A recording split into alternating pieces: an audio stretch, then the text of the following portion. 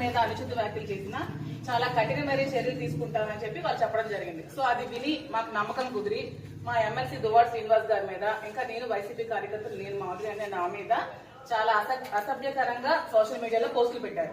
So మీరు ఖచ్చితంగా వాళ్ళ మీద కూడా యాక్షన్ తీసుకోవాలని కోరుకుంటూ మేము మా ఎంపీపీలు, ఎంపీటీసీలు, ప్రెసిడెంట్లు, మండలి టౌన్ ప్రెసిడెంట్లు అందరూ కలిపి మీ కంప్లైంట్ ఇవ్వడం జరిగింది. దీని మీద మీరు తప్పకుండా సిబిఐ యాక్షన్ తీసుకోవాలని కోరుకుంటున్నాం. రెండు అందరికీ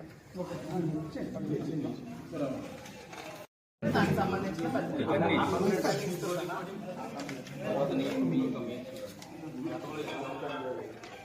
సార్ గతంలో ఇచ్చిన కంప్లైంట్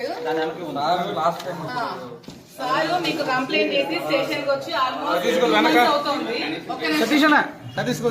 మా శ్రీనివాస్ గారు ఎమ్మెల్సీ గారు జనసేన నుంచి చాలా థ్రెట్ ఉందని, చంపిస్తారని బెదిరించి చాలా కంప్లైంట్స్ పెట్టి 2 months బిఫోర్ మేము కంప్లైంట్ ఇవ్వడం జరిగింది.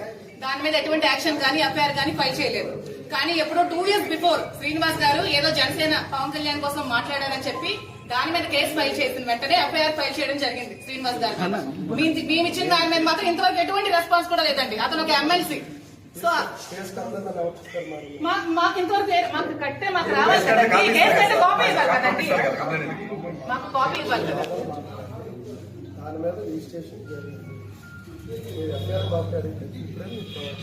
రిజిస్ట్రేషన్ జరిగితే ఎటువంటి యాక్షన్ అయినా తీసుకున్నారా? మీకు ఎవిడెన్స్ ఇచ్చారు కదండి.